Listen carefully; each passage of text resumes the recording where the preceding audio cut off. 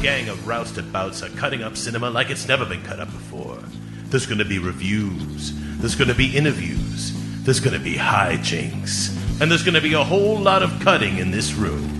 The Cutting Room Movie Podcast. Coming at you 128 kilobytes per second.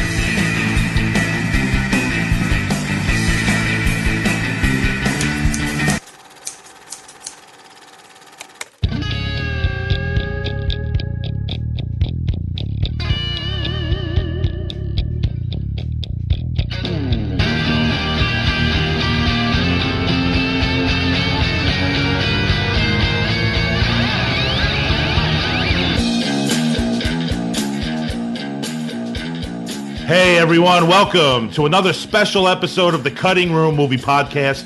As always, as usual, I'm your host, Tom Detloff, and I'm joined today by two of my co-hosts, Max Cook and Adam Shoulder. We have Tim Blake Nelson with us from Wonderland. We're covering Hollywood Hills movies. We're doing Wonderland. We got the great actor Tim Blake Nelson with us. In a little while, we'll be joined by the director of Wonderland, James Cox. Adam, how are things going with you, man?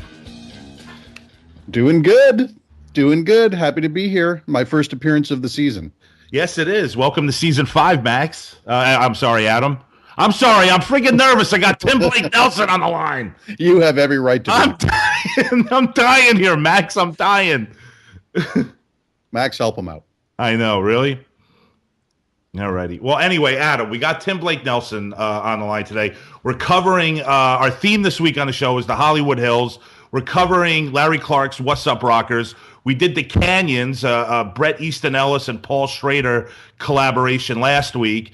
And we're also doing Wonderland, directed by James Cox, and it stars so many greats, one of them being Tim Blake Nelson. He's going to be with us in just a couple minutes to talk about his experience on Wonderland and just talk about his amazing, impressive acting career. What was odd to me, Adam, was a couple of weeks ago, I'm sitting around watching some cable, and Donnie Brasco's on. Now, I've seen Donnie Brasco, quite a few times, but I hadn't seen it in a few years. And there's this wonderful scene where the movie just kind of like slows down in the middle, and the Brasco character, played by Johnny Depp, is, he's like just really tired, and he's getting all worn down, and he has this wonderful scene in this hotel room with two FBI guys that are like doing the sound stuff. And now here's the messed up thing. They're played by these two little roles by two guys that over the next couple years after that are going to become some really, really greats of acting. One is Paul Giamatti, and the other one is Tim Blake Nelson. And these two are sitting there running the scene with Johnny Depp doing the forget about it thing, Max. Yeah, right. I don't know if you remember that, but it's these two guys that are in that scene. I have not seen that film since it was in theaters, and I own it, so now I'm going to pop it in this week. You got to pop it in. Just to get that scene was awesome. And I've always been a fan of Tim Blake Nelson, Max. I got to tell you, we did recently As I Lay Dying. We did this about a year ago, and all of us on the show were raving about his performance. I mean, it's really one of the best performances I've seen in a long time, and I just loved his work with James Franco. And I'm hoping to talk to Tim a little. Now they're working together again, from what I understand, and I can't wait to talk to Tim about what they have in store for us, Max, because it's completely, something that's going to blow you away, which I'm really excited about. But real quick, before I start kissing Tim's ass. It sounds like you already started doing it. I know. Well, he's awesome, man. And I'm a big fan of this movie called The Last Shot with Matthew Broderick, Alec Baldwin, and Tim Blake Nelson. And he is absolutely hysterical in this movie. So, the dude does it all, man. He does drama. He does comedy. He can do whatever the heck you want. He's Mr. Tim Blake Nelson. He's one of the stars of Wonderland movie we're covering this week. Let's welcome Tim to the show. Tim, how the heck are you, dude? I'm very well. Thank you for all those kind words. No, it's well deserved, man. We are covering Wonderland, directed by James Cox, and it stars Val Kilmer as John Holmes, and you play one of the henchmen involved in the Wonderland murders that I mean, it's just I mean, it's a fascinating story. Let's just start off pretty easy with you, Tim. I mean, James Cox is directing here. It's got a great cast. I mean, how did you get involved with Wonderland? Well, I originally met to play the role of Launius that was played by Josh Lucas. Right. And I got along very well with James. I loved the script. It had been given to me by the producer, Holly Wiersma. And so I had a wonderful meeting with James, and he essentially said, well, what role would you want to play? And I said Launius, because that's the role that most interested me. And he made the right decision in going with Josh Lucas. He's great. Lucas is really good. I mean, really good in this movie. I mean, all you guys are fantastic. I mean, make no mistake about it. It's a top-notch cast. But that's really gracious of you to say, Tim, because Lucas is really good in this movie. Yeah, I mean, he's wonderful for the role, and it was the better choice. And then, so I was not cast, and they then for my role, they cast Kevin Pollak, who looks like the character and was right for the character. But they had a dispute with Kevin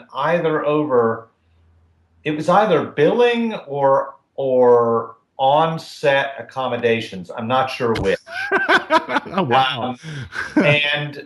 And so they just couldn't make a deal. It didn't work out. And Holly and James called me and said, we start shooting in 3 days. Would you come and play this role? And Kevin was the right choice for the role. Wonderful actor. I've always liked Kevin.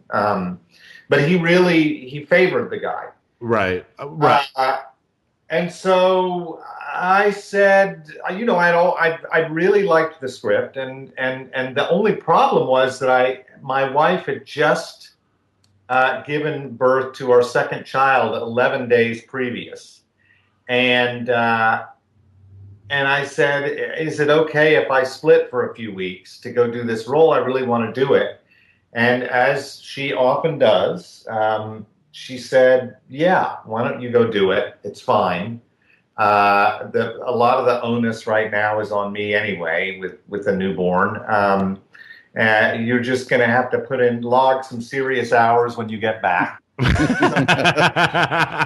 And she knew what she was doing right from the start. So you're sitting there, you're preparing to be a father, and then you got to get into the Billy Deverell character. Yes. And so I got on the plane and went out there, and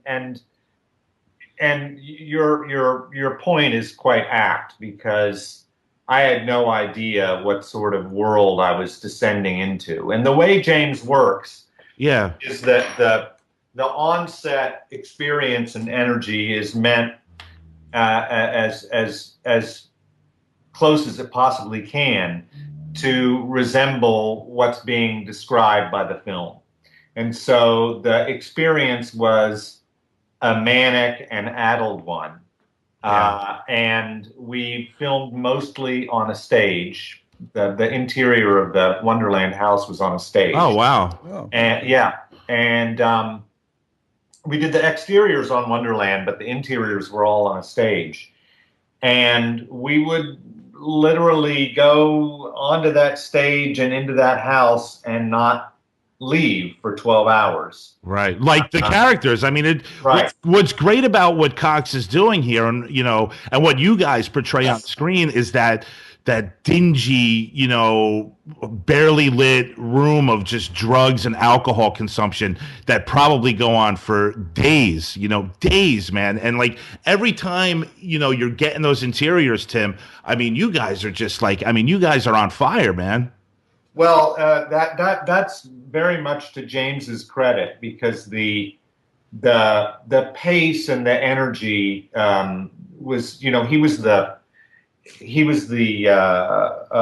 inspiration for all of it. He kept the energy manic for 12 straight hours and every day. And, well, let me ask you a question. How was he able to manage that? In between takes, basically, there's so much. Anyone that's been spent any time on a film set knows there's just so much waiting. what was his process that kept that energy going He's throughout? essentially a very impatient guy in a constructive way. I never had any. I have nothing but admiration for James. I think he's a wonderful director. But he moved it along, and he had to because It was 18 days, right, Tim? Short it's shoot. a very, very quick shoot. And I gotta think that might even work for a film like this, to have everything done at such a fast pace, that high energy. You know, I mean, it worked for Spielberg in Catch Me If You Can, which was actually twice the amount of days as this one. The 18-day shoot. I mean, does that in an odd way, does that help you guys? Well, yes, it did. It certainly helped. It was what inspired what I'm describing. And Val was also a very big help. I can't say that this was filmed during Val's best times in life, but where Val was in his life, I do believe lent itself to this material. And Right. he was a very unpredictable scene partner, again, in a very good way. I Right. found it incredibly exciting. I never knew, when I was with Val, I never knew what was going to come out of his mouth. I never knew what sort of mood he was going to be in. Yeah, he's great. I never knew what was going to happen. And so the consequence of that is a succession of scenes in that house where all the characters are persistently and thoroughly on edge. And that's kind of what the movie deals with. So a lot of it had to do with how extraordinary Val is. Wow. That is, I mean, that's certainly amazing. He's quite an extraordinary actor. I mean, his resume alone is extraordinary. There's a great scene with you and him, Tim, that blew me away watching this yesterday. And it's really simple, and it's nothing that would normally, I think, catch everyone's eye. But John Holmes comes in and does like 4 or 5 lines of cocaine and walks out. Like he just walks smoking pot on the sofa. Yeah, and you're just your character's always smoking weed for some reason. Right. I mean, does your character do anything else besides the weed? No, he's Billy Deverell. No, he just basically, he doesn't do the coke. Right. And Billy must have been a cousin of Bubba from Good Girl, right? From The Good Girl. very distant cousin. Yes. But that was really, really. I didn't know whether he was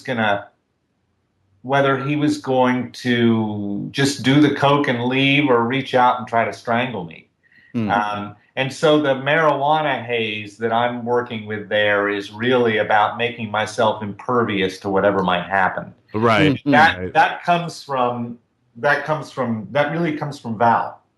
Val made that quite easy. It's amazing that because Kilmer is, look, he's like you, Tim. He could do it all. He could do drama, he could do comedy, and I'm happy to hear that he was there pushing you guys as the lead, and that's, as an actor, that's all you could ask for somebody that you're bouncing off of, man, right?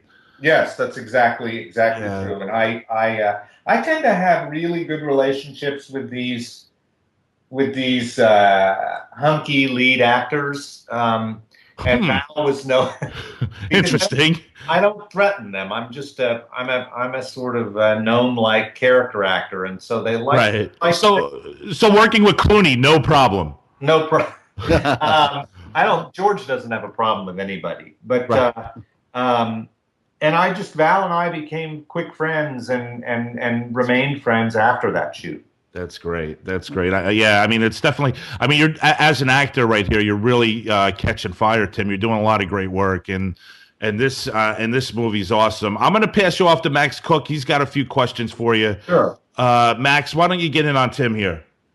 Well, I got to tell you, it's just great hearing him talk. And that's the thing about you, Tim, especially when I watched Wonderland, there's a lot of eccentricity going on. There's a lot of explosive rage flying around. You can smell the dew on these people's bodies. Mm-hmm. It's funky. It's dark. This is a crazy time.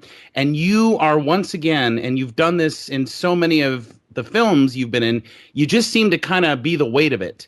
And you seem to kind of make everyone better. And it was crazy about this film because how clearly and economically you and James Cox and your fellow actors achieved the telling of this very brutal story. Because I grew up in LA and I knew nothing about these murders.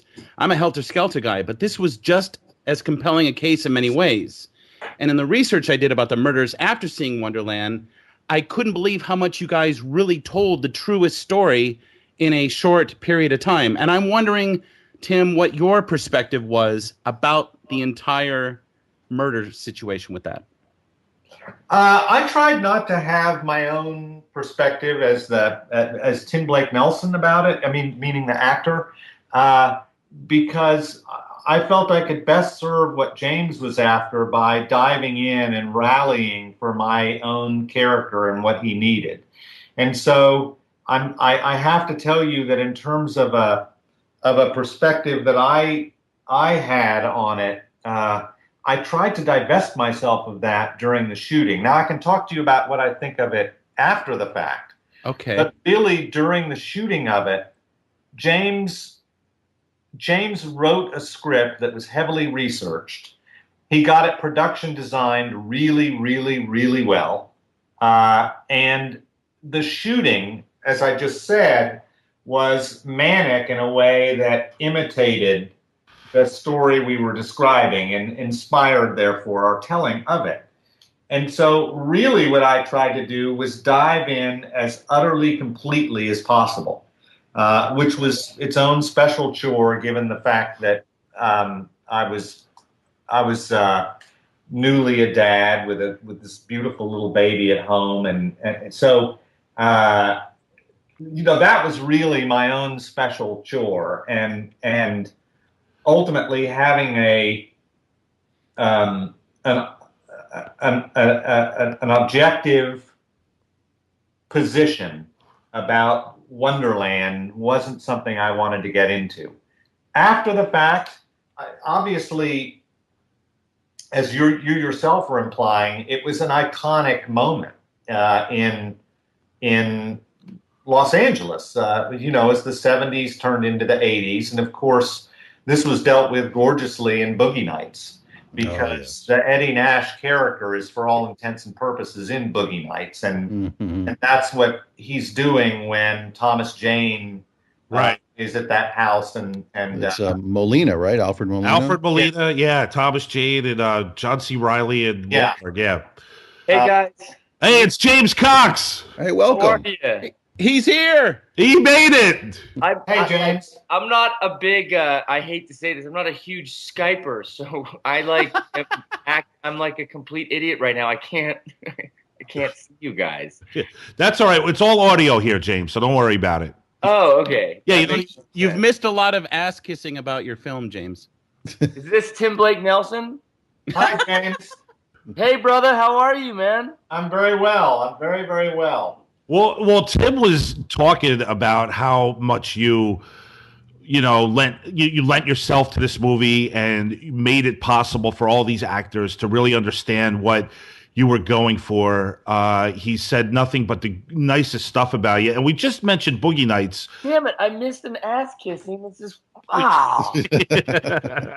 Yeah. But we just mentioned Boogie Nights. And one of the questions I wanted to ask you was coming off of the Boogie Nights success. Now they very, very, very, very loosely do the James Holmes thing. Now you're coming in here making this movie and you're going full force. I mean, you're detailing these murders, you're detailing what this robbery was like. Were you at all intimidated by the success of Boogie Nights with making this movie, or did you just throw that on the back burner and just do your own thing?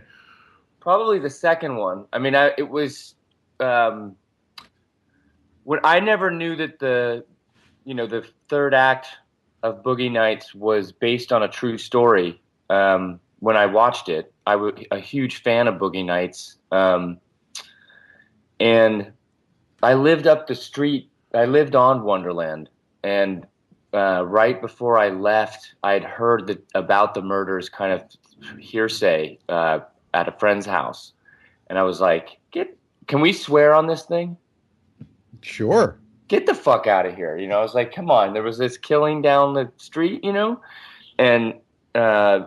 then oddly, I was reading a script about it about a month later, which was the original one by Samovitz and Scott, and they kind of went over common territory in terms of Boogie Nights. It was much more of like a biopic that was like a darker, more violent, version of Boogie Nights in like on a smaller scale. And I didn't really have any interest in going over that territory because I thought that Paul Thomas Anderson did such an extraordinary job with it. And like I think I came in right in time to hear Tim Blake Nelson mention that, and I agree. It's such a good movie. But the idea of like, and I'm a big Rashomon fan, and like, right, yes, yeah, because you have a Kurosawa feel to this. Yeah. As far as the storytelling is concerned, absolutely. Thank you. That's a real ass kissing comment. It's great. I mean, but it was based in truth. What Cox did with the film was based in truth. There were varying versions of the story. It's so nuts. That's what's so brilliant about this film, Max, that he it is based on people's interpretation of what they feel is reality, and it's messed up.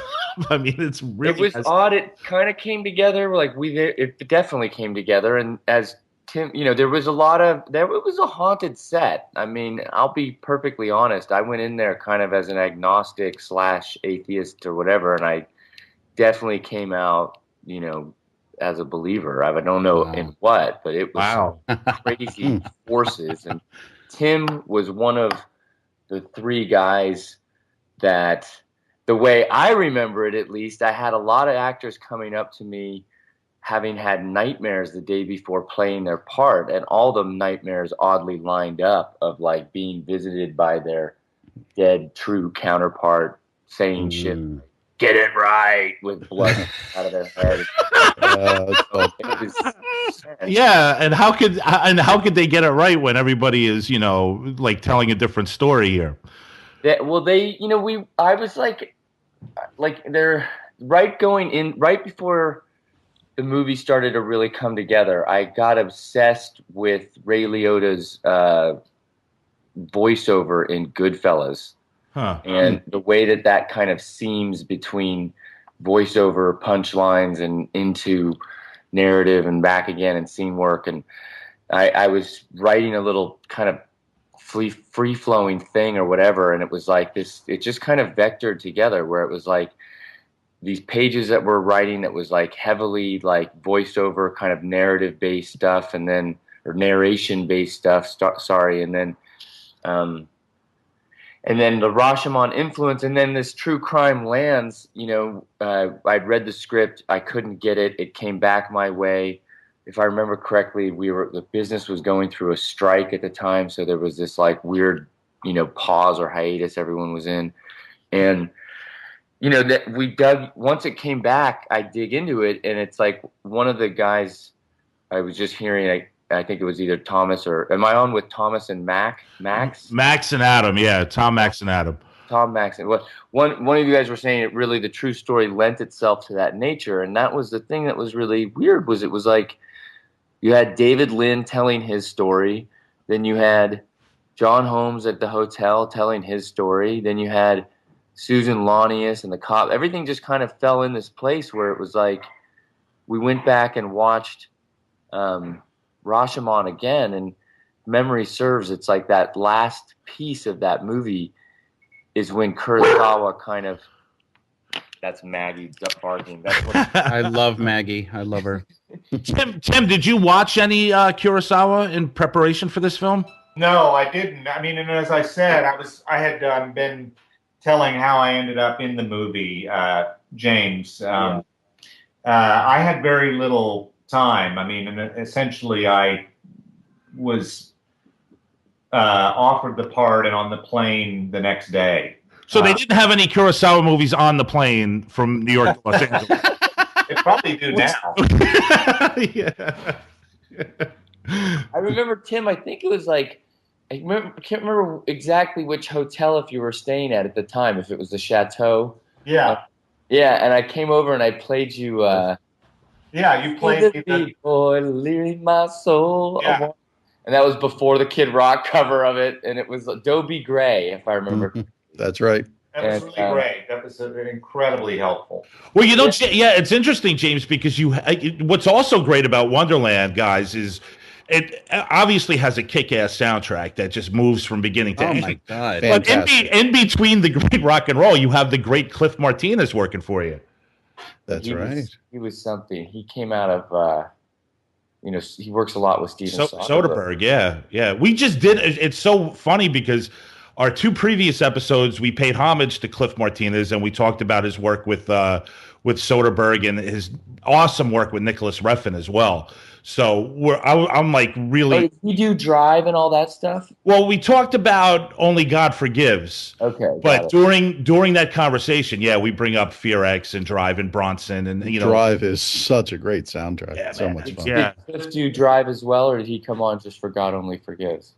Well, he didn't come on. I had Larry Smith on. He was the director of photography for Only God Forgives, and he was a great guest, man, because he worked with Kubrick. He did this dude DP'd Eyes Wide Shut. Wow. Well, yes, Cliff did do the score for Drive as well. Yeah. Hey, Joe Christiana. Sorry, that's all right. Hey, I got something I wanted to talk about with Wonderland, and Tim, you brought this up right before James, you jumped on here about the production design of Wonderland, which I think is phenomenal because, in my opinion, that like 1980-81 right there, that's kind of a hard time to capture because I don't think it's quite as distinct as a few years earlier in the 70s. The 80s that look hadn't really locked in yet, and I thought it captured a time and place so well, not to mention just the straight up production design, but also how the story unfolded, how you used the newspapers and crime scene photos, all the extra elements that went in for some of the storytelling was I thought brilliant and right on the money, and just wanted to hear a little bit about how that all came together. Well, there was a editor named Jeff McAvoy, who I had I kind of came into Hollywood at a early, got a young start and found myself working with the guys who wrote High Fidelity on a TV show that was very short-lived, and I was psychotic. I was just a nightmare, and would sit with these TV editors, and these guys are like, bro, here's the deal. They got their way of doing it. And I was coming off my first movie, which was a tough kind of, trial by fire, going from student to features and all the trucks and all that shit. And so when I got to, and they hadn't let me use my DP, I had done this short, so when I got to TV, the DP had brought me there, and I did 105 setups or some shit in a day. And these editors were like, what the fuck is this guy all about? And so they brought in this guy who was an additional editor named Jeff McAvoy, who he just got my shit. He was like, this is short attention span cinema. I get it. So it was like bang, bang, bang, bang, bang, just a lot of stuff. And he just got me. And I was like, yo. So, because that all helped capture that manic energy, and Tim was talking about just from the acting perspective, the capturing that energy, but the filmmaking itself captures that energy, not just the performances. Yeah, so the LA Times was on set at some point because of the John Holmes, and they're like, how do you account for the energy? And I'm looking over at Brian Morena, his wrestling name's Joey the Wob, and he's because I come out anyway, so he's doing focal marks on the follow focus, and I'm like, well, we just want to be a family here, and everybody's like, it's really important that we all get together. And Joey leans down and does a rail B12. B12. 12. That's the first AC. He's doing fucking fake blow. I was like, holy shit! Did you see that? So anyway, I had reached out to Jeff McAvoy when Wonderland started cooking up, and I was like, we should cut a promo thing. So when I sit in the room with these people, and that was like how we, like with Val, like Val came, he was going to do Eddie. We just needed to get the movie made, and Val, at that point, kind of his name on the poster got the movie made. Sure. So he read for Eddie. He wouldn't. I wrote it for him, but he wouldn't. Wow. He wouldn't read it for John because he refused to do the porn shit. He's a real. He really puts women on pedestals, and he's like didn't want to do anything that was derogatory to women and stuff. And I was like, yeah, but just, and so when he read it for Eddie, after like an hour and a half, I was like, dude, you're doing it. You're going to do it. You're right. You're in. And he's like, yeah, okay. He's laughing. I'm in, and I was like, I'm waiting. I'm like, come on, ask. Yeah. Like, James, what if I played John? Nice. Fucking you are John Holmes. I wrote for you. You're born to be John Holmes. And and my friend, the assistant editor comes running over. We don't have an editing room. We don't have a movie yet. He comes running over. He opens up the laptop and he has Amber Waves. Not Amber Waves is the name of the girl in Boogie Nights. Right.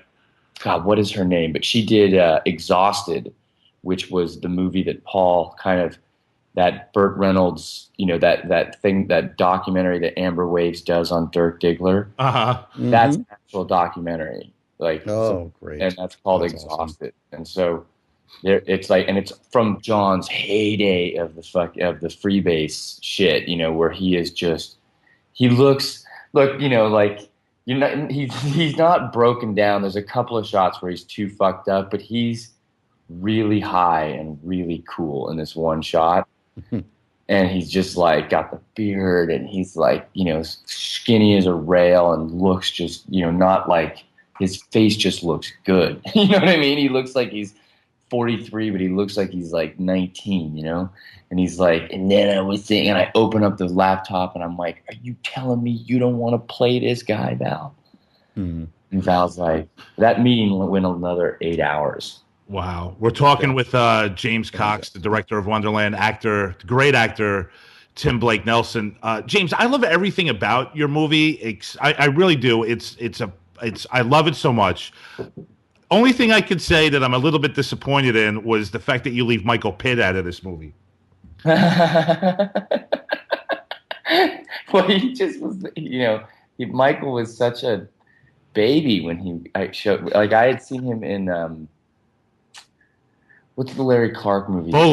Bully. So good in Bully, and loved Bully, and had gone up to Larry. This was when I was a psycho and was like, Larry, that's the best movie this year. I was just so blown away. This is a great movie, man. I mean, there's no doubt. Yeah. I think when they're playing video games on acid, that shit is incredible. It's intense stuff, man. Yeah. So he came by to set to visit, and I think Holly was like, why don't you be in a scene? He's like, all right. And I'm like, we have like Princess Leia driving a Volkswagen. You know what I mean? It's like we have like Dream Galap, it's like, it's everywhere. So I was like, all right, well, you want to drink a beer at a bar? Now, so he jumped in the scene, and Michael and I laugh at it when we see each other. I'm like, I gave you your No, I'm kidding. Yeah, right. Max, I know you got more for the great Tim Blake Nelson, so I'm going to let you get back to that, dude. Oh, I've got 19 questions for Tim, but yeah. There is one thing I want to ask James. I want to know how much facial hair becomes a frustration when making movies. You got your beards, your wigs, your spirit gums. Are certain actors able to grow out whatever you need from them naturally as soon as they know they have the part? Or do you have to call in hair appliances? Well, I think we took some heat on the beard on David Lind because it's like you can see the glue in some of the shots. But it's a big deal. It's everything. Yeah. It's everything. And like both, especially like on Dylan McDermott, I just worked with Ryan Phillippe and stuff. And like, like those, like Dylan, you know, you could see when he put his clothes on and when he got that beard in front of the, you know, the first photographs for the fitting, like that was huge. It was in terms of getting to David Lind. On the other front was like Val was, you know, he was like, he came at me going like, you know, I don't know, you know, like we had a real rushed situation, and he was like, I'm going to start with Jim to get to John because of time. Okay. And I was like, oh, wow. Okay. And it was like because of Wonderland Avenue, Jim Morrison and his work on Jim is ever present with his stuff. He worked on it for like 2 years or something like that. So he literally was like, came up on the first fitting, and he had the snake skins, and he had like, and he was like, I got my John Holmes rising. we were all just, because, you know, at one point I was like, hey, Mr. Kilmer, you want to come down off that fence and make a movie? Wow. And he was like Rothschild in The Doors, because I'm such a fan of that movie. You were very sensitive about presenting John Holmes's cock. You did it in a very discreet, almost tasteful manner with him whipping it out at the party. Was that deliberate? That was, you know, I did not have any interest in, so almost to the point where I like kind of regret some of this in the parties, because it wasn't like talking to guys who were there. They were like, the only thing about the parties is that like there would have been somebody fucking in every corner. And I was like, oh, really? Like, because that's like not the way that parties necessarily go down these days. I mean, some of them do and stuff like that, but like this was like a big 70s, 80s, and the Wonderland Gang was like the lights never got turned off on the 70s. You know, it was So like a late. you're saying you wish you wish you went further with it, even Not the cock part, not but John just just the scene. nudity. My whole Yeah. take on the whole thing was porn, nudity, all that stuff. I was like, I have no interest in going anywhere. That's what they did on Boogie Nights. We're not doing that. This is a true crime murder movie. It's about the blood on the walls, and I had this whole vision. And then when I heard a couple notes, you know, after shooting it, it was like, oh well, you know, if it was authentic to the era of that party, I would have loved to have had like just hardcore coitus going on in the corner, because I think a lot of people went into the porn star movie going, where's my porn? But yeah, that was, you know, and there was, you know, I think both Val, me, everybody was like, this is, you know, what are we gonna do? We're gonna do the, like when Dirk whips that shit out, Yeah, right. you know, and it's like I would bet that was like a $500,000 million fake cock, or it was right. real cock, whatever, you know. But everyone's seen that thing, so it'd be like you're just kind of tracing a movie that did it so perfectly. So Right. we were just kind of like, look, we get it. And what was really, and this was a credit to Mausner, and you know, like it was like, and he's a co-writer. You know, it was like it was about the humiliation, and that he was about having that gun on it. So it was really about the eyes. Yeah. The look on everyone's face and the action and the behavior. It wasn't really about the gratuity. Right. Tom, do you mind if I switch gears entirely? I was thinking about, because I want to ask Tim a couple of questions, if it's all right Exactly. with James. Yeah, definitely. All right, Max, you kick it off with Tim. All right, gotcha. Tim, I need to know what it was like being such a huge part of such a hopeful musical resurgence, namely the Oh Brother soundtrack and subsequent tour. And are you bummed out that we're right back to acts like Kanye and One Direction and Shitsville? What happened to the American root music? You know, this is all cyclical, and why is the public so fucking fickle? I'm not sure that I completely agree. You know, the public is always going to gravitate toward least common denominator music, and yet at the same time, I think that there's a tremendous amount of really good music being made right now for the more specialized audience. So I don't really. What are you listening to? Yeah, because Tim, I'm curious too, because I maybe I got my head in the dirt, but I'm not seeing much out there. Do you listen to the Low Anthem? No, but I will look into that. Absolutely. Who the hell are Do you they? know them? No. All right. Do you listen to the Decemberists? I've heard of the Nice. Yeah, Decemberists. no, they're a great band. Yeah. Absolutely. All right. What about the Punch Brothers? Yes. Look at this, Adam. Well, Adam, Mr. Music. I'm a fan of all of this music, so I Okay. track it. It's out there. You're right, Tim. It's out there. It's not mainstream, but you got to look for it. It's there. I love Alt J. I don't know them. Just 2 albums, but they're completely current. They're fantastic. I'm advantaged by having a 16-year-old son, so I'm basically See, that helps. That definitely helps. able to be 16 again. So and you're listen- saying your 16-year-old son has great taste in music because this is all good stuff? Yes, he has incredible taste in music. Wow. Lucky Just you. pretty much anything produced by T-Bone Burnett is gonna fill that need of the Right. Of that music. Yeah. But Driving. that's awesome. I loved it when he worked with. I know you guys aren't Elvis Costello fans. I am, but his work with Costello was really good. I remember they did some shit in the '80s that was really awesome.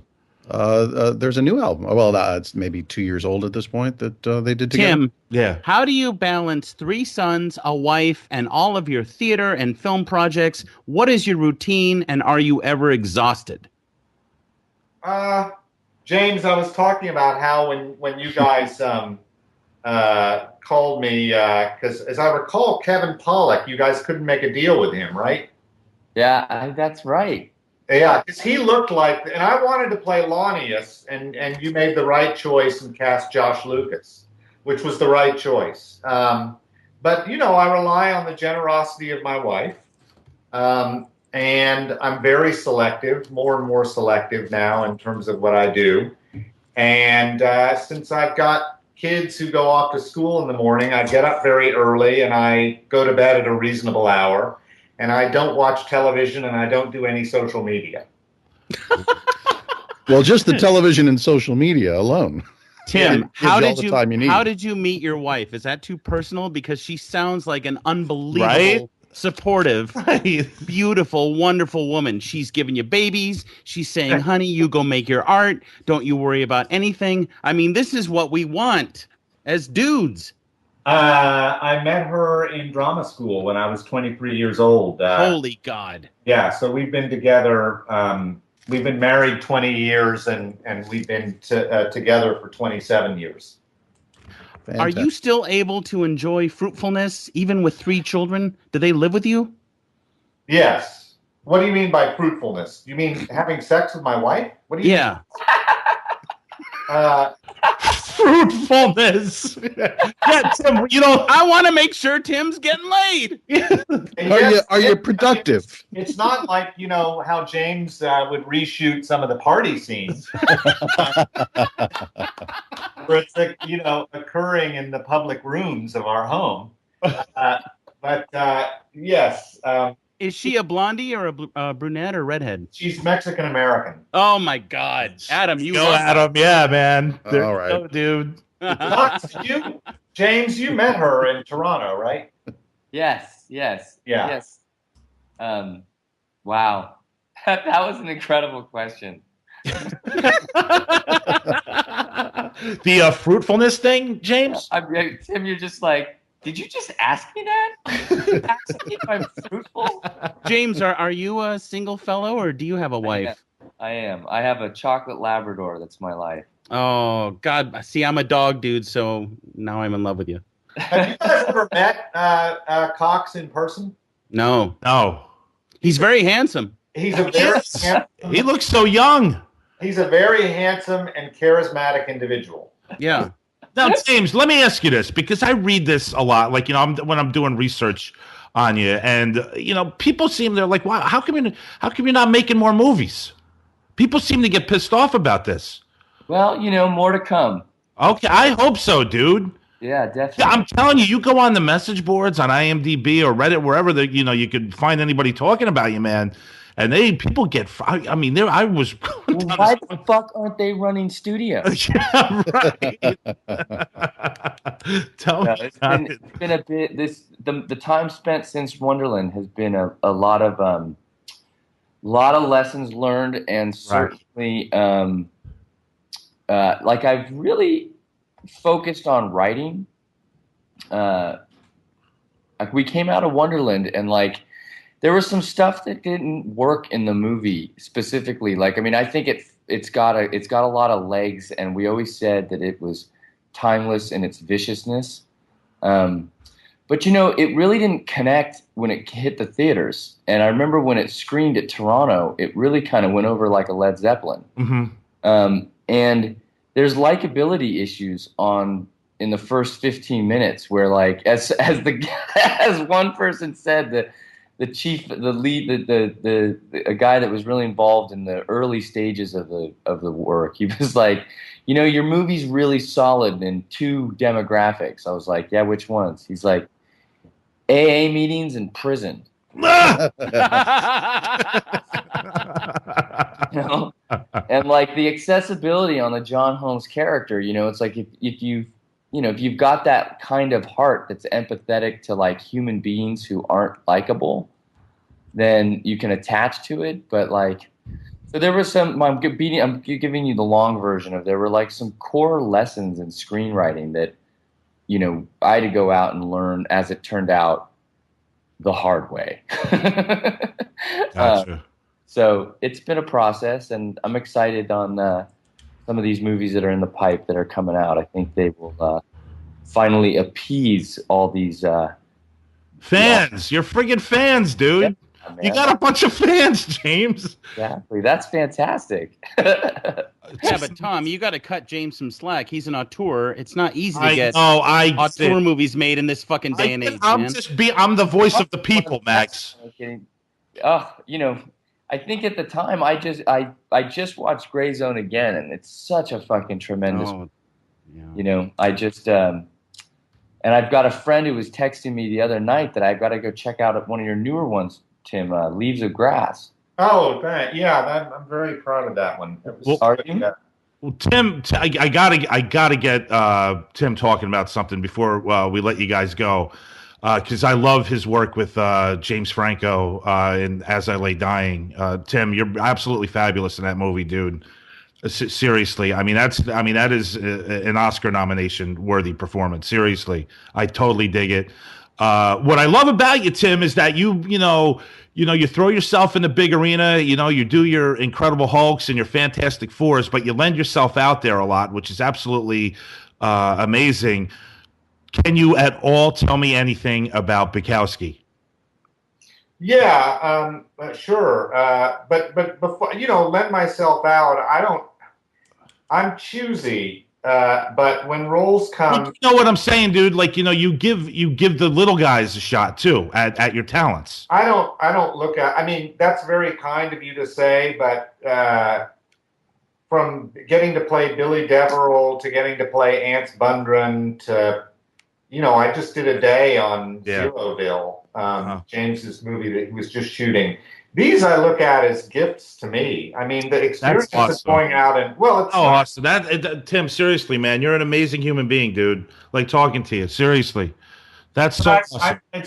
I really mean it. I mean, I wouldn't trade the 2 weeks on Wonderland for anything. Gotcha. And thank you, man. That's awesome. Oh, but I mean, you know, I think we all felt that way. Before you got on, I was talking about how. What was amazing about that experience, which is unrivaled to me in terms of your ability to have done this, is that you created an on-set experience that, without ever being unhealthy, imitated or inspired the telling of the story. And when you can go and do that, I mean, that's why I went and trained as an actor. It's why I'm still doing it. So I really do mean it. I look at these roles as gifts to me. I don't consider myself generous in the least. I think it's a symbiotic relationship that actors have with great roles, and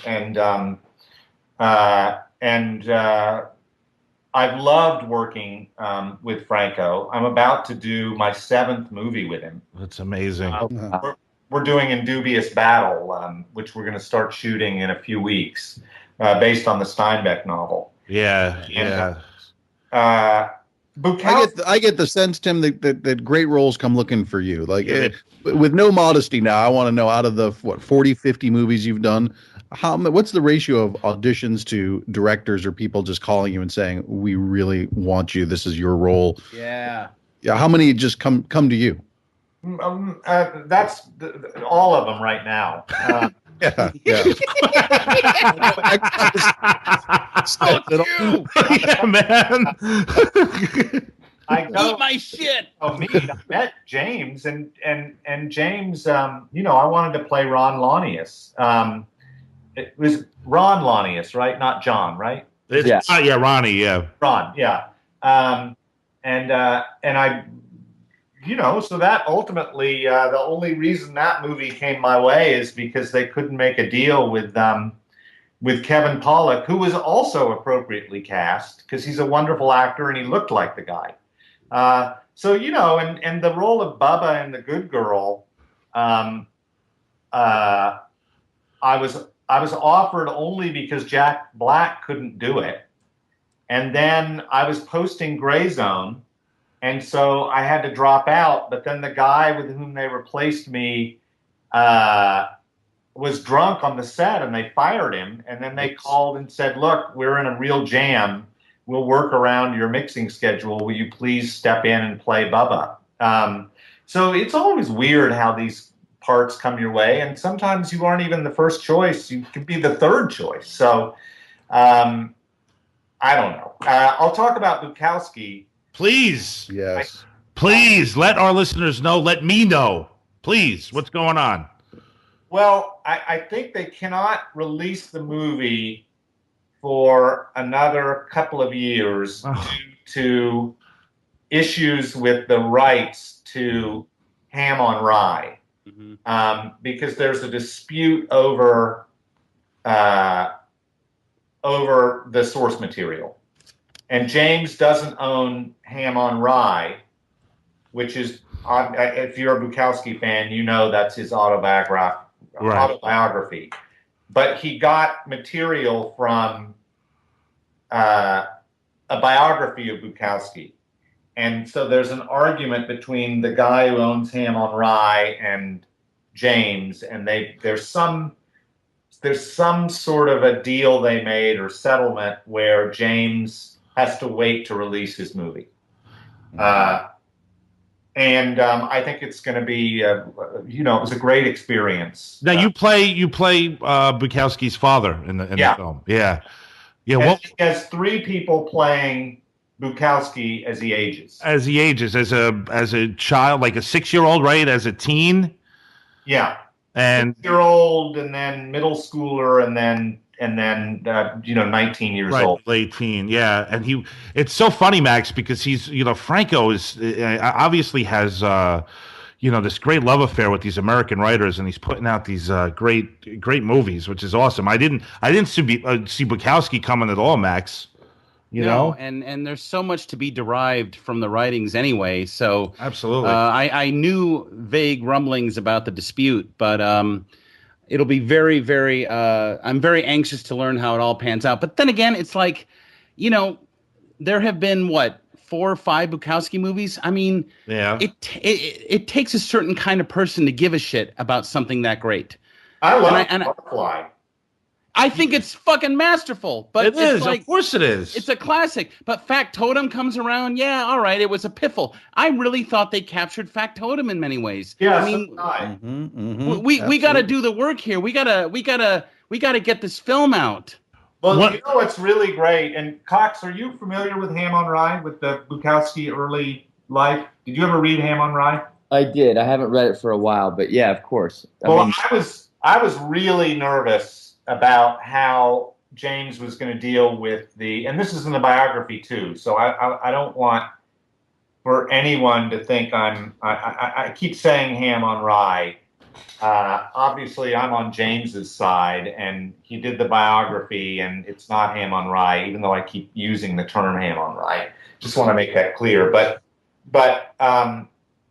the pimples, the acne, yeah, and he really goes for it in the movie. It's in there. He does not shy away from it. he does not let the audience off the hook in terms of what Bukowski's skin condition was like. Right. Which is awesome. not gratuitous, because without the skin condition, you don't have Bukowski's take on life. Without him having gone through that, True. You don't have Notes from a Dirty Old Man and Women and Factotum and Post Office. You don't have the later books, and you don't have the poetry and the contretemps of the poetry with who he was, because the poetry is so elegant and beautiful and sensitive. Anyway, I'm very excited for it to come out. That's awesome. So, Tim, was it hard for you as a father of 3 boys? I mean, I know it seems like you're pretty porous with your acting, like you can really separate what's going on here. But when you were the abusive father on that set and you're tearing into your son, do your other 3 sons, your real sons, come into it at all? Or do you go home at the end of the day emotionally drained? On that one, I really, really did, and I didn't let the boys come out. They come to almost every set, and the 2 exceptions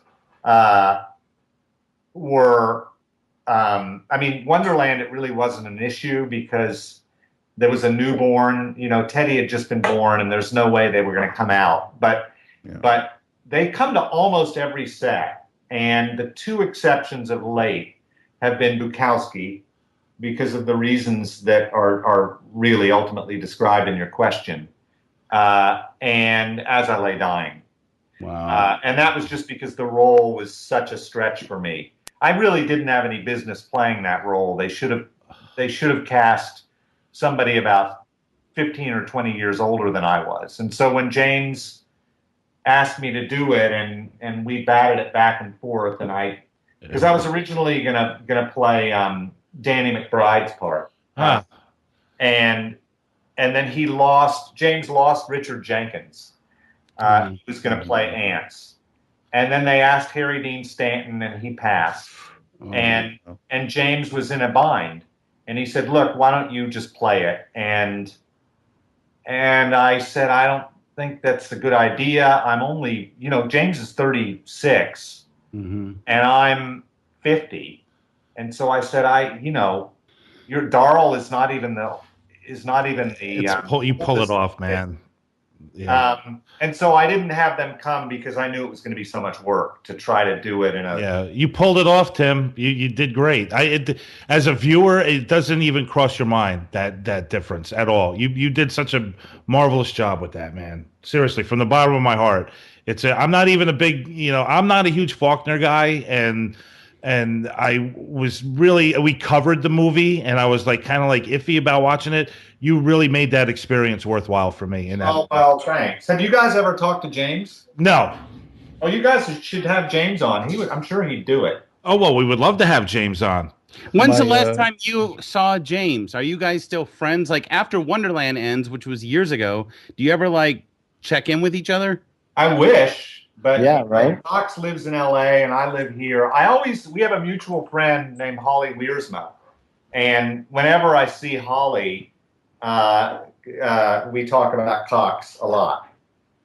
Fucking Cox. You do talk about Cox. Sorry about that.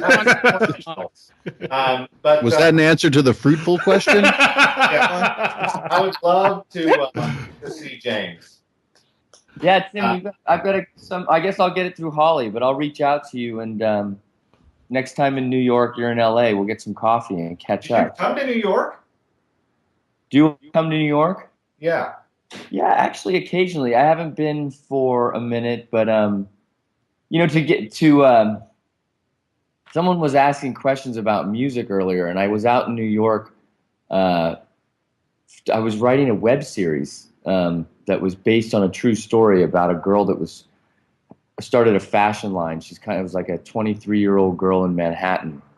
And, it's I can't speak for Tim Blake's 16-year-old son, but I did some music videos with some hip hop guys. And, up until then I was really a rock and roll guy, and I'm starting about 10 years ago or so, I really just started switching over to like music that really utilizes that when they say 5-1, you know, that one speaker, the sub.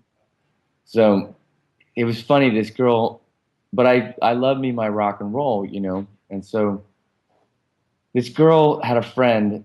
Her name was at I Hate Blonde. It was all digital natives and social media and all that sort of stuff. That's how this clothing line had been blown up.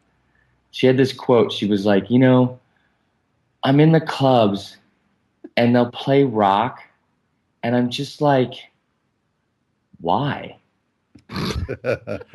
Wow, that's deep. You know, and it just, you know, they had, Mr. Morrison had that one thing, you know, the men don't know what the little girls understand. I just kind of looked at her and it just pissed me off so fucking much. I was like, do you know this song?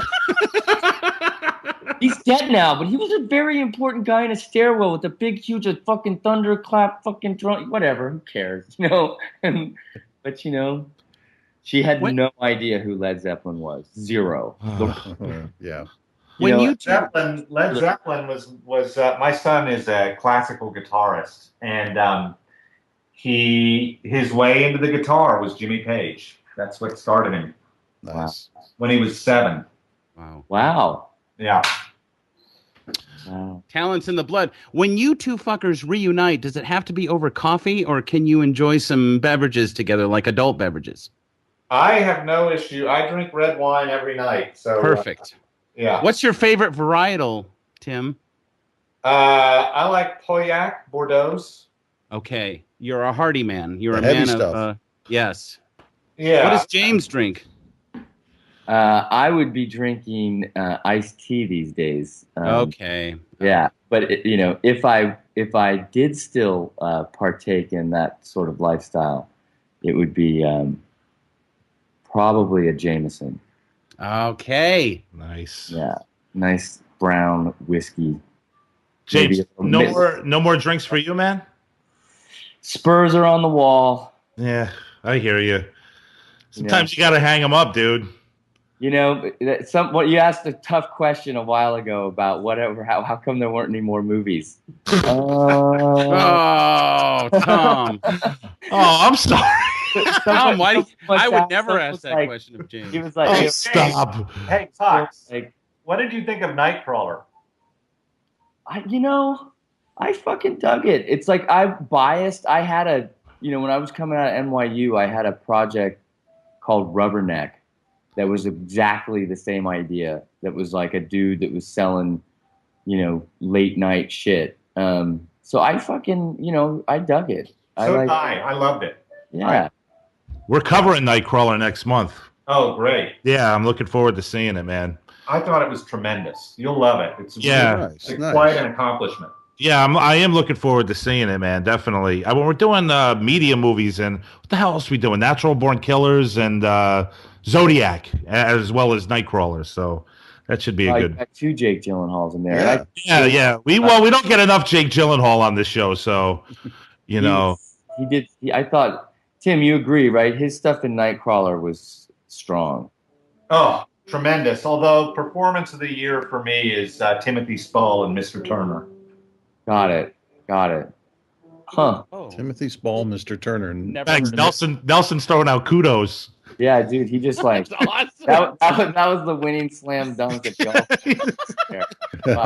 Exclusive. Yeah, that dude. Yeah, he's like Tim Spall. We were just like, gotta give it up for that. Like, absolutely. That's awesome. Hey, listen, I want to thank the both of you for coming on today, man, and joining us and celebrating Wonderland. Rock and roll. Yeah, it's been a great experience, and to talk to the both of you has been an absolute pleasure. I can't thank James Cox and Tim Blake Nelson. Let's give it up for them, guys. They were totally cool, man. Thank you, guys. Yeah, thank you very much. And James, thanks for putting me in that movie. And talk to Holly and let's see each other next time in LA. For sure, that'd be great. And we'd love to have both of you back. Definitely, sometimes in the future, man. Definitely. You bet. All right. Take care. All right, Tim. Thanks, James. Thank All right, you. Yeah, guys. Be guys. good. Have a great Thanks, day. fellas. You got it. There it is, Max and Adam, Tim Blake Nelson, and James Cox. Outstanding. Yeah, man, that was pretty awesome, Max. I know, right? Did you enjoy Are they it? gone? Yes. I was so damn nervous for that one. Why? I don't know. I don't Well, know. Tom, we've got to be ready to go by the time these dudes come on. I know. Why? What's my problem here? I've done this a million times. Well, I thought it was it all went well. I thought it was a good interview. Good guys. Awesome. Lots of information. Good stuff. Definitely.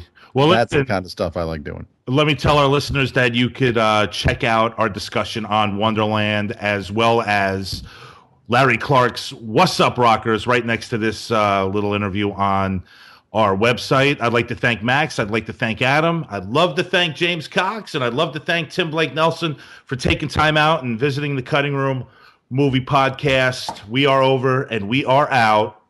Ciao.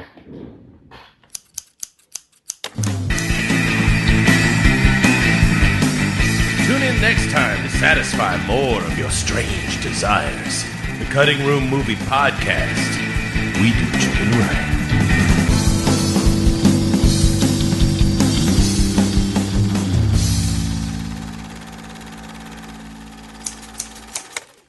Ellis and Paul Schrader collaboration last week. And we're also doing Wonderland, directed by James Cox, and it stars so many greats, one of them being Tim Blake Nelson. He's going to be with us in just a couple minutes to talk about his experience on Wonderland and just talk about his amazing, impressive acting career. What was odd to me, Adam, was a couple of weeks ago, I'm sitting around watching some cable, and Donnie Brasco's on. Now, I've seen Donnie Brasco, quite a few times, but I hadn't seen it in a few years. And there's this wonderful scene where the movie just kind of like slows down in the middle, and the Brasco character, played by Johnny Depp, is he's like just really tired, and he's getting all worn down, and he has this wonderful scene in this hotel room with two FBI guys that are like doing the sound stuff. And now here's the messed up thing. They're played by these two little roles by two guys that over the next couple years after that are going to become some really, really greats of acting. One is Paul Giamatti, and the other one is Tim Blake Nelson. And these two are sitting there running the scene with Johnny Depp doing the forget about it thing, Max. Yeah, right. I don't know if you remember that, but it's these two guys that are in that scene. I have not seen that film since it was in theaters, and I own it, so now I'm going to pop it in this week. You got to pop it in. Just to get that scene was awesome. And I've always been a fan of Tim Blake Nelson, Max. I got to tell you, we did recently, As I Lay Dying. We did this about a year ago, and all of us on the show were raving about his performance. I mean, it's really one of the best performances I've seen in a long time, and I just loved his work with James Franco. And I'm hoping to talk to Tim a little. Now they're working together again, from what I understand, and I can't wait to talk to Tim about what they have in store for us, Max, because it's completely, something that's going to blow you away, which I'm really excited about. But real quick, before I start kissing Tim's ass. It sounds like you already started doing it. I know. Well, he's awesome, man. And I'm a big fan of this movie called The Last Shot with Matthew I'm Broderick. not sure which. Oh, wow. And so they just couldn't make a deal. It didn't work out. And Holly and James called me and said, "We start shooting in 3 days. Would you come and play this role?" And Right. Kevin was the right choice for the role. Wonderful actor. I've always liked Kevin, but he favored the guy. Right. Right. And so I said, I really liked the script, and the only problem was that my wife had just given birth to our second child 11 days previous, and I said, "Is it okay if I split for a few weeks to go do this role? I really want to do it." And as she often does, she said, "Yeah, why don't you go do it? It's fine." A lot of the onus right now is on me anyway with a newborn. You're just going to have to log some serious hours when you get back. She knew it. She knew what she was doing right from the start. So you're sitting there, you're preparing to be a father, and then you got to get into the Billy Deverell character. Yes. And so I got on the plane and went out there, and your point is quite apt, because I had no idea what sort of world I was descending into. And the way James works, is that the onset experience and energy is meant as close as it possibly can to resemble what's being described by the film. And so the experience was a manic and addled one. And we filmed mostly on a stage. The interior of the Wonderland house was on a stage. Oh, wow. Oh. And we did the exteriors on Wonderland, but the interiors were all on a stage.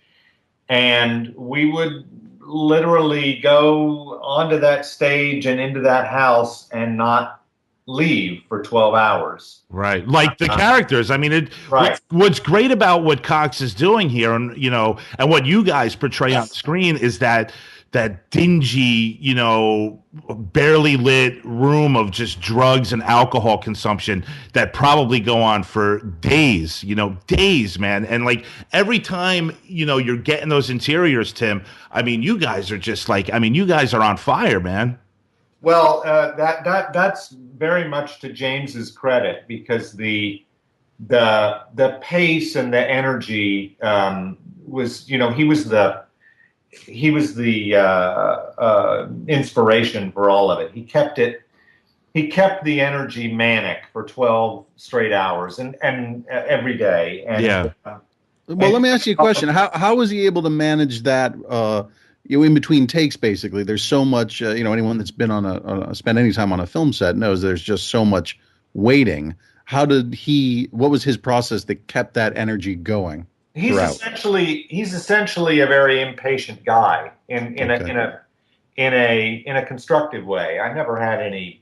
I have nothing but admiration for James. I think he's a wonderful director, but he moved it along, and he had to, because it was 18 days, right, Tim? Short shoot. Very, very quick shoot. And I gotta think that might even work for a film like this, to have everything done at such a fast pace, that high energy. I mean, it worked for Spielberg in Catch Me If You Can, which was actually twice the amount of days as this one.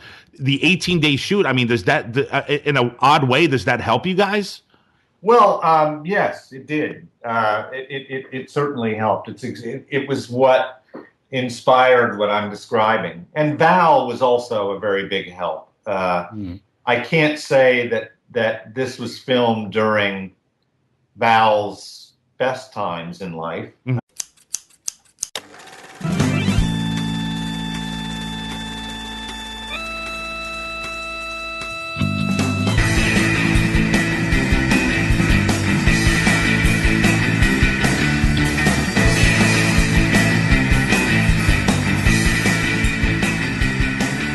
This gang of roustabouts are cutting up cinema like it's never been cut up before.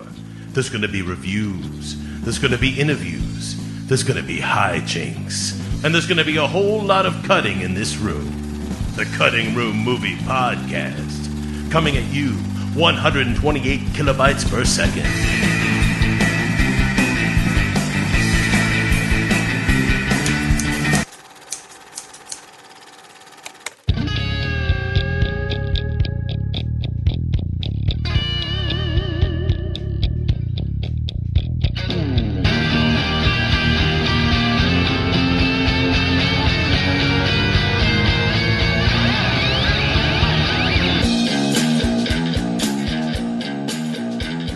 Hey everyone, welcome to another special episode of the Cutting Room Movie Podcast.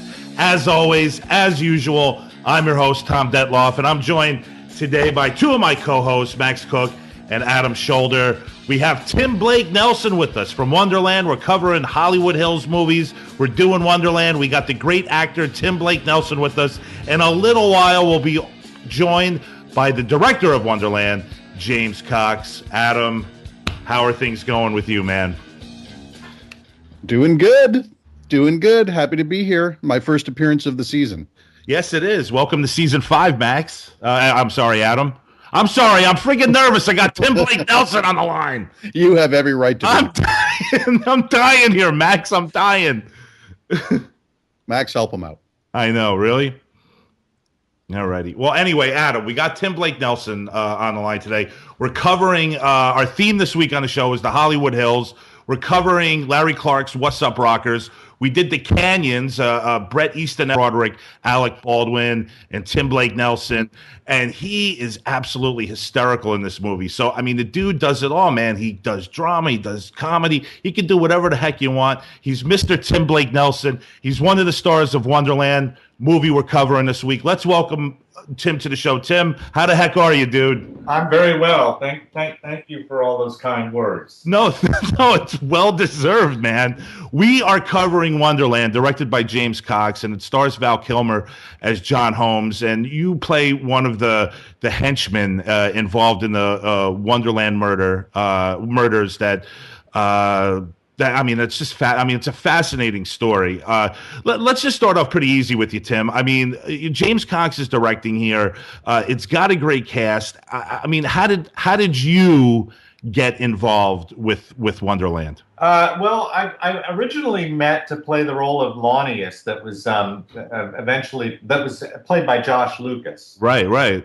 And I got along very well with James. I loved the script. It had been given to me by the producer, Holly Wiersma. And so I had a wonderful meeting with James, and he essentially said, well, what role would you want to play? And I said Launius, because that's the role that most interested me. And he made the right decision in going with Josh Lucas. He's great. Lucas is really good. I mean, really good in this movie. I mean, all you guys are fantastic. I mean, make no mistake about it. It's a top-notch cast. But that's really gracious of you to say, Tim, because Lucas is really good in this movie. Yeah, I mean, he's wonderful for the role, and it was the better choice. And then, so I was not cast, and they then for my role, they cast Kevin Pollak, who looks like the character and was right for the character.